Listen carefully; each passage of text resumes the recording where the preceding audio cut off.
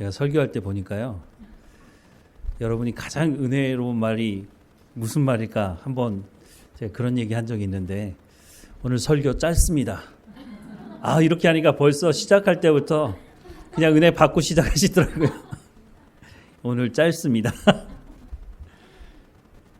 로마서 오늘 마지막 장인데요, 16장입니다. 로마서가 1장부터 16장까지 되어 있는데, 사실 로마서를 사도 바울이 쓸 때는 이렇게 장이나 절이 구별되어 있지 않았어요. 중세 시대에 한 사람이 이걸 정리하면서 좀 나눴는데, 이게 장이 나눠져 있다 보니까 연결이 되는 부분이 끊어져 있는 부분도 있고, 그래서 우리가 성경을 볼 때 좀 전체적으로 볼 필요가 있는데, 로마서 이제 마지막에 가보면 사람들 이름이 쭉 나와요. 그런데 좀 의문이 되는 게 뭐냐면, 바울은 로마에 가본 적이 없거든요. 로마에 가고 싶어서 고린도에 있으면서 이 로마서를 써요. 그 로마서를 쓰고 난 다음에도 한참 있다가 로마를 방문하게 되거든요. 그런데 로마서 16장에 보면 상당히 많은 이름들이 등장하거든요. 아니, 로마에 가보지도 않은 바울이 어떻게 로마에 이렇게 많은 사람을 알고 있을까? 좀 의문이 들기도 하는데요. 그런 부분은 오늘 좀 나중에 뒷부분에 가서 보도록 하겠습니다. 로마서 16장 처음 딱 시작하면 첫 번째 등장하는 사람이 베베라고 하는 여자예요.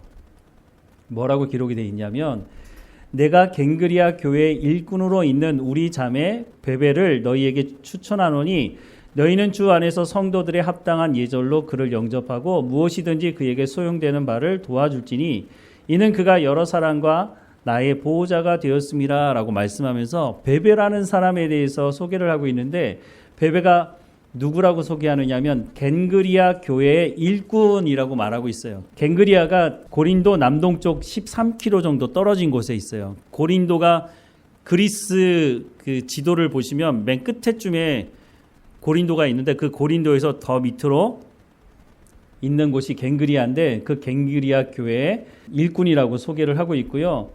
이 베베는 바울이 1년 6개월 동안 고린도에 머물러 있을 때 로마에 편지를 보내게 되는데요. 이 편지를 가지고 간 사람이 바로 이 여인이었어요. 이 베베라는 여자가 로마서를 들고 로마에 가게 되죠. 그러면서 소개하는 것이 갱그리아 교회의 사역자라고 소개를 하고 있어요. 그런데 이 당시에 어떤 문화가 있었느냐 하면, 여성은 인구를 셀 때의 숫자에 포함되지도 않았던 때거든요. 그런데 교회의 사역자로, 그리고 로마에 바울을 대신해서 파송하는, 보내는 사람이 여자라고 하는 것이 우리가 지금 보기에는 뭐 그럴 수도 있지라고 생각할지 모르지만, 그 당시로서는 상당히 파격적인 일인 거죠.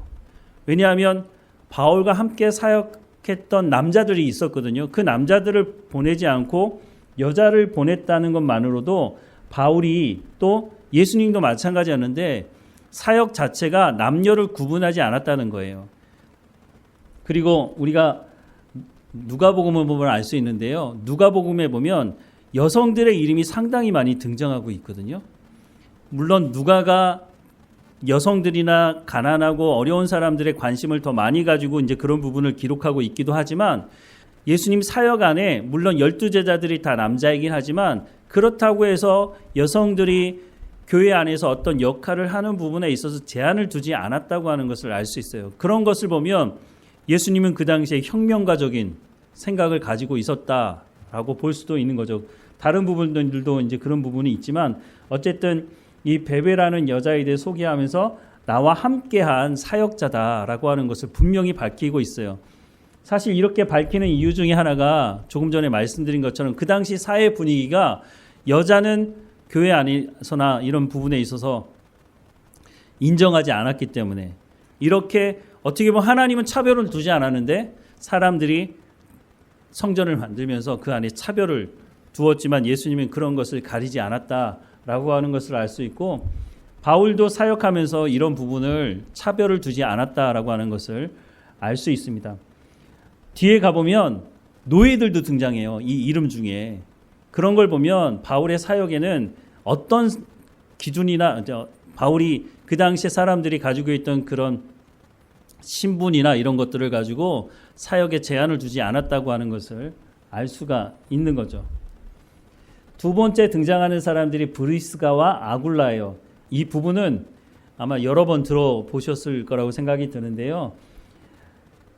3절부터 5절 말씀해 보면 너희는 그리스도 예수 안에서 나의 동역자들인 브리스가와 아굴라에게 문안하라.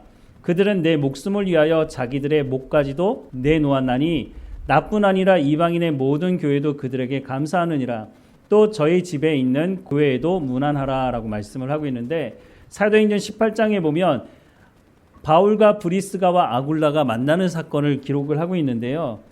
그 후에 바울이 아덴을 떠나 고린도에 이르러 아굴라라 하는 본도에서 난 유대인 한 사람을 만나니 글라우디오가 모든 유대인을 명하여 로마에서 떠나라 한 고로 그가 그 아내 브리스길라와 함께 이달리아로부터 새로 온지라.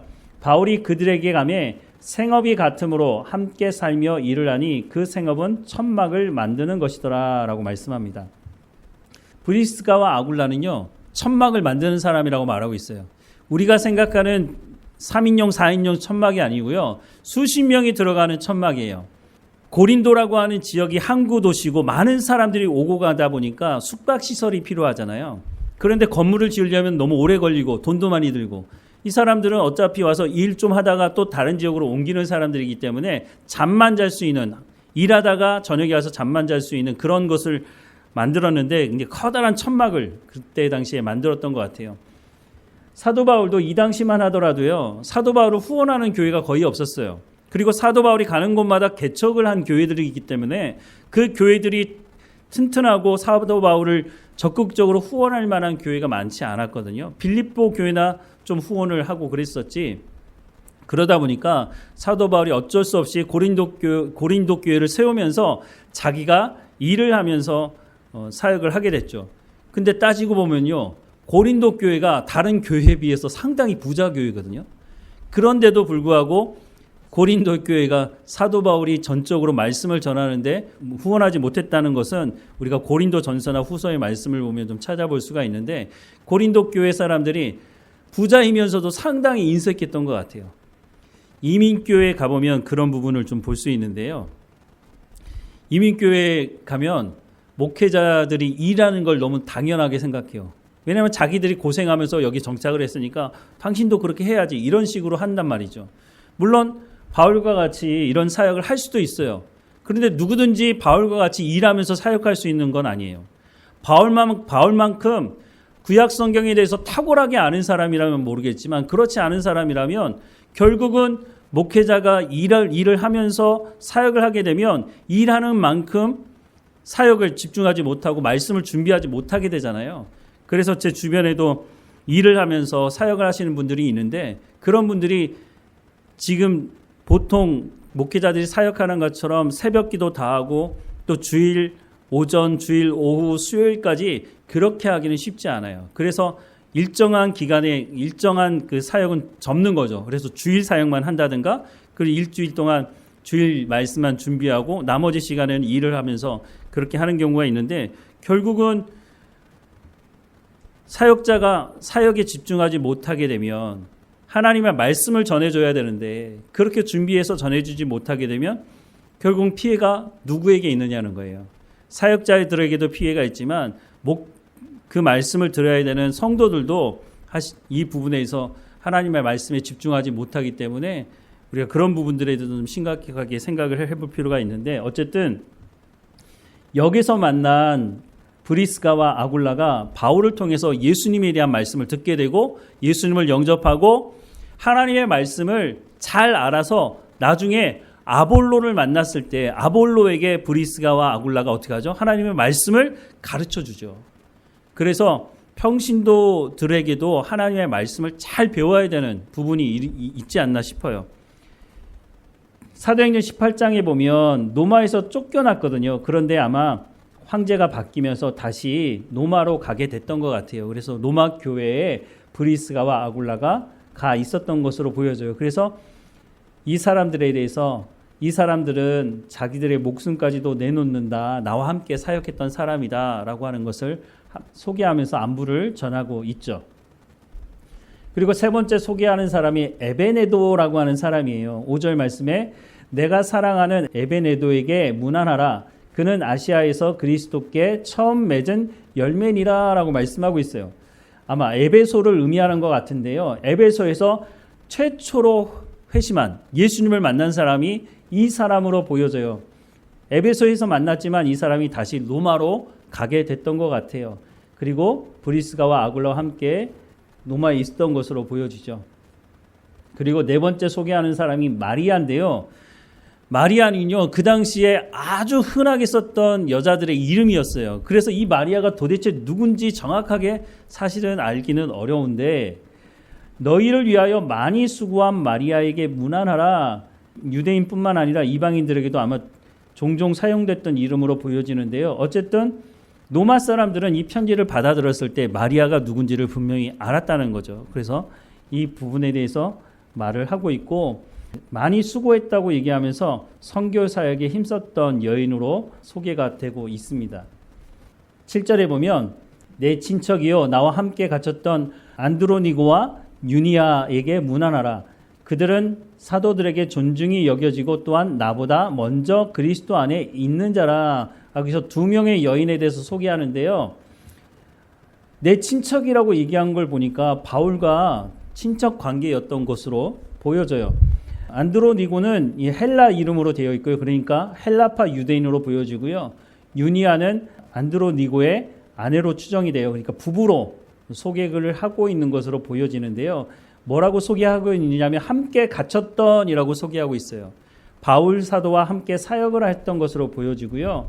그들은 사도들에게 존중이 여겨지고라고 하면서 여성 사역자 앞에서 베베에 대해서 말씀을 하고 있는데 여기도 여성 사역자에 대해서 말씀을 하고 있고 활발하게 사역을 했던 것으로 보여집니다. 여섯 번째는 암블리아에 대해서 소개하는데요. 또 주 안에서 내 사랑하는 암블리아에게 문안하라 라고 하고 있는데 이 사람의 이름이요. 카타콤 안에서 사람이 죽었을 때 거기에서 시체도 묻고 다 그렇게 했었거든요. 예전에는. 그 카타콤에 가보면 비명에 암블리아라고 하는 사람이 있다는 거예요. 그래서 이 사람이 아닐까 추정을 하는데요. 이 사람은 성경학자들이 노예일 수도 있고 자유인일 수도 있다라고 추정을 하고 있는데 노예일 가능성이 많지 않은가 하는 생각을 해봅니다. 노예이든지 자유인이든지 관계없이 예수 믿고 나서 함께 주 안에서 하나 된 사람을 소개하고 있는 거죠. 일곱 번째는 우르바노와 스타구를 소개하고 있는데요. 9절 말씀에 그리스도 안에서 우리의 동역자인 우르바노와 나의 사랑하는 스타구에게 문안하라 라고 말씀하는데 이 사람들도 노예일 가능성이 높다라고 추정을 하고 있습니다. 그러면서 뭐라고 소개하느냐면 나의 동역자라고 소개를 하고 있어요.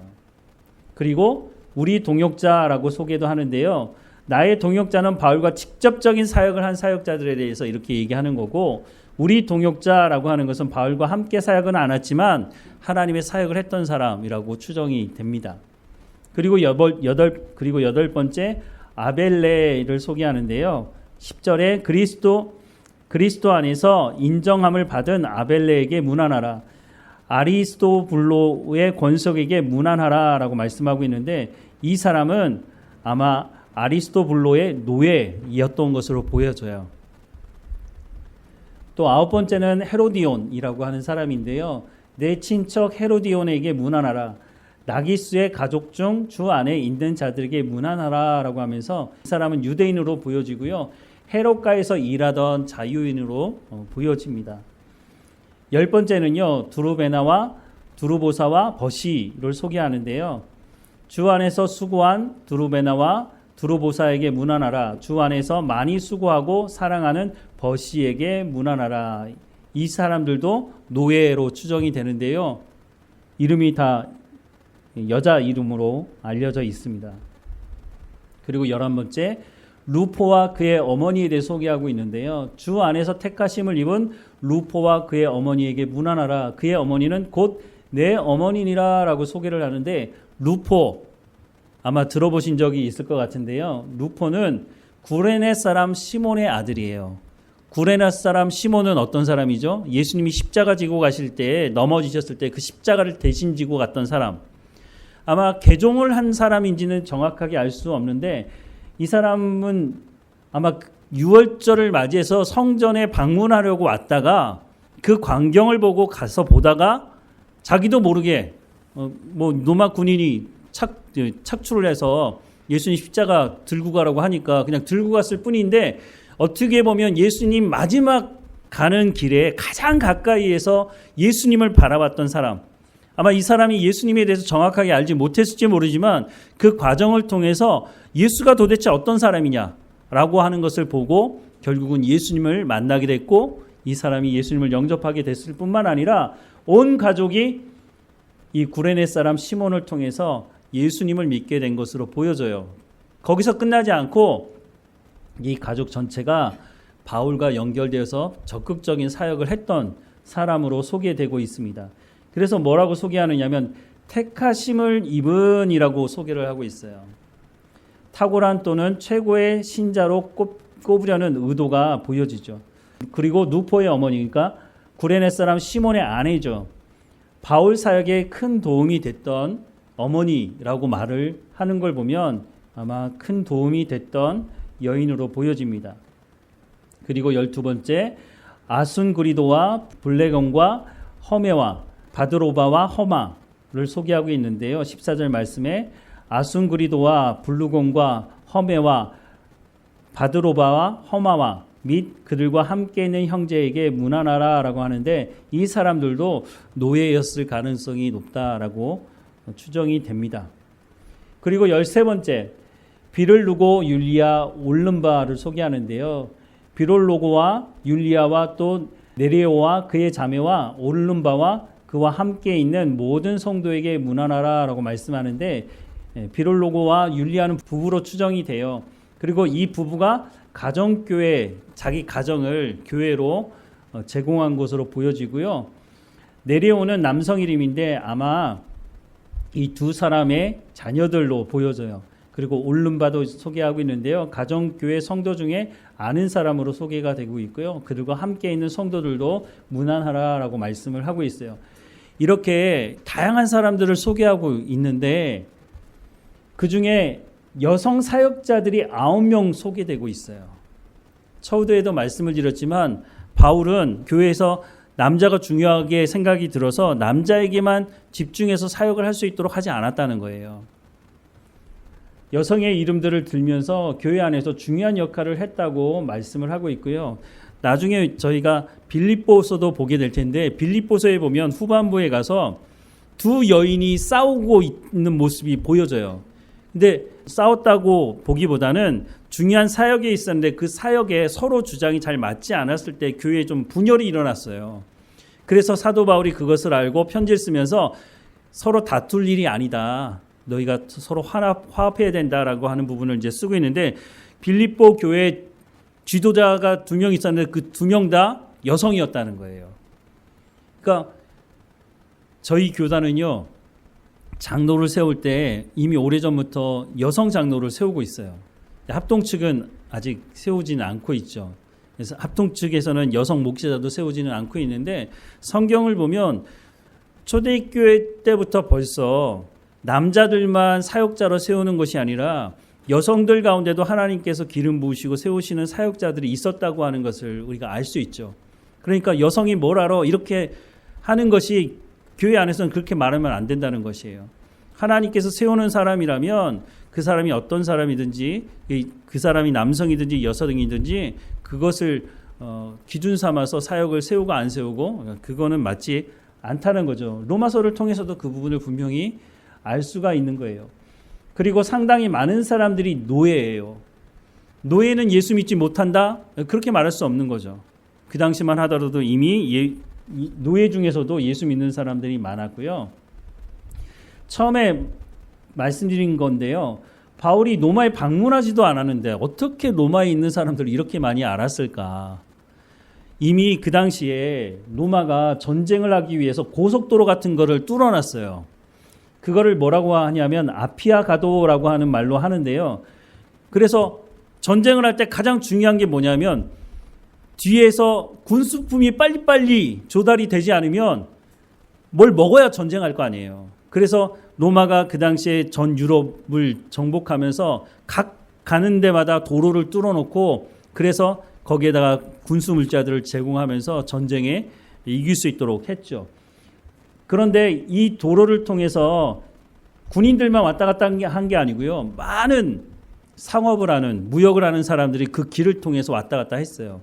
그러니까 바울을 만났던 사람들 중에 많은 사람들이 한 곳에 정착해 있는 사람들도 있었지만 이 사람들이 이곳저곳 다니면서 자기 일을 했던 사람들, 그러면서 바울이 가는 곳곳마다 이 사람들을 만나고 그 사람들이 예수 믿게 되고 다시 로마로 돌아가고 이런 일들이 있었다는 거죠. 그래서 바울이 로마에 가보지도 않았지만 그곳에 이미 아는 사람들이 적지 않게 있었다고 하는 것을 알 수가 있죠. 그리고 이제 17절 말씀에 보면 형제들아 내가 너희를 권하노니 너희가 배운 교훈을 거슬러 분쟁을 일으키거나 거치게 하는 자들을 살피고 그들에게서 떠나라. 이 같은 자들은 우리 주 그리스도를 섬기지 아니하고 다만 자기들의 배만 섬기나니 교활한 말과 아첨하는 말로 순진한 자들의 마음을 미혹하느니라. 예전이나 지금이나 똑같은 것 같아요. 교회 안에도 자기 배만 섬기는 사람, 자기 배만 섬긴다는 자기 배, 우리 배를 얘기하는 거예요. 욕심 부린다는 거죠. 탐욕 부린다는 거죠. 그래서 이런 사람들이 교활한 말과 아첨하는 말로 순진한 자들의 마음을 미혹하는 일이 있다는 거예요. 너희의 순종함이 모든 사람에게 들린지라. 그러므로 내가 너희로 말미암아 기뻐하노니 너희가 선한데 지혜롭고 악한데 미련하기를 원하노라. 평강의 하나님께서 속히 사탄을 너희 발 아래에서 상하게 하시리라. 우리 주 예수의 은혜가 너희에게 있을지어다 라고 인사를 하고 있죠. 동역자들에게도 말을 하는데요. 나의 동역자 디모데와 나의 친척 누기오와 야손과 소시바더가 너희에게 문안하느니라. 이 편지를 기록하는 나 더디오도 주 안에서 너희에게 문안하노라.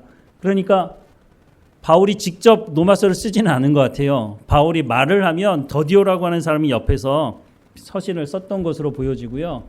나와 온 교회를 돌보아주는 가이오도 너희에게 문안하고 이 성의 재무관 에라스도와 형제 구아도도 너희에게 문안하느니라 라고 해서 바울과 함께 사역했던 사람들이 문안 인사를 하고 있는 부분도 기록하고 있고요. 마지막 마무리, 나의 복음과 예수 그리스도를 전파함은 영세전부터 감추었다가 이제는 나타나신 바 되었으며 영원하신 하나님의 명을 따라 선지자들의 글로 말미암아 모든 민족이 믿어 순종하게 하시려고 알게 하신 바 그 신비의 계시를 따라 된 것이니 이 복음으로 너희를 능히 경고하게 하실 지혜로우신 하나님께 예수 그리스도로 말미암아 영광이 세세 무궁토록 있을지어다. 아멘 하고 로마서를 마무리하고 있습니다. 로마서 첫 시작에도 보면은요, 1장 11절에 내가 너희 보기를 간절히 원하는 것은 어떤 신령한 은사를 너희에게 나눠주어 너희를 견고하게 하려 함이라 라고 말씀하고 있죠. 근데 마무리할 때도 이 복음으로 너희를 능히 견고하게 하시리라고 말씀하고 있어요. 지금 이 말씀 1장 11절과 16장 26절 마지막 부분에 나오는 이 말씀 중간에 있는 말씀이 다 뭐예요? 복음이 무엇이냐라고 하는 것을 말씀하고 있죠. 그래서 이 복음을 제대로 알아야 어떻게 된다고요? 너희 믿음이 견고해질 수 있다라고 말씀을 하고 있어요. 이미 로마에 예수 믿는 사람들에게 편지를 쓰는 거예요. 예수 믿으라고 편지를 쓰는 게 아니라 이미 예수 믿는 사람들이지만 바울만큼 그 당시 또 지금도 마찬가지지만 복음이 무엇인지 제대로 설명하는 사람이 없다는 거예요. 그래서 로마서가 오늘 우리에게도 중요한 거예요. 우리가 복음이 무엇이냐라고 누군가 질문을 해온다면 여러분 지금까지 뭐라고 대답을 하셨어요? 복음? 그 복된 소식이야. 기쁜 소식이야. 그게 뭐냐고. 그러면 예수님 믿으면 우리가 구원받을 수 있어. 영원한 하나님의 나라가 우리 가운데 약속되어 있어. 이 정도만 얘기하지 로마서에서 말하는 그 풍부한 복음의 내용을 우리가 잘 모르니까 설명을 못하는 거죠. 근데 그 설명을 못한다는 건 무슨 말이에요? 내가 알지 못한다는 건 내가 그렇게 살지 못하고 있다는 것이기도 하거든요. 그래서 사도 바울이 이 복음이 너희를 견고하게 하실 것이다 라고 하는 것은 너희가 잘 알고 그것을 너희가 행하고 다른 사람에게 가르칠 수 있도록 하기 위한 것이 바로 신령한 은사를 내가 너희에게 주기 위함이다 라고 하는 그 말에 포함되어져 있는 거죠. 그래서 우리가 로마서 말씀을 잘 알아야 된다는 거예요. 로마서 1장부터 16장까지 쭉 설명을 했는데요. 이것이 로마서를 말하는 충분한 설명이라고 저는 생각하지 않아요. 그래서 로마서 알아가기 시간에 이 말씀을 드렸지만 새벽에 새벽기도 말씀으로 로마서를 쭉 보면서 이 오후 시간에 말씀을 드린 것보다 더 세밀하게 또 그 부분에 대해서 말씀을 드린 부분이 있거든요. 그래서 여러분들이 로마서 말씀을 새벽에 유튜브에 올려놓은 새벽 말씀도 잘 들으시고 또 이 오후 시간에 들었던 로마서 말씀도 들으시면서 여러분들이 복음이 이런 거구나 라고 하는 것을 다른 사람에게 설명할 수 있도록 여러분들이 잘 익숙해지시면 좋겠어요. 또 시간이 지나면 우리가 잊어버릴 수 있으니까 지금은 주일 오전에 레위기 말씀을 보고 있지만 레위기 말씀 끝난 다음에 로마서 말씀을 다시 한번 설교를 통해서 또 들어보면 어떨까 하는 생각도 해봅니다. 그래서 걱정하지 마시고 목사님 한 귀로 듣고 한 귀로 흘려요. 다 까먹어요.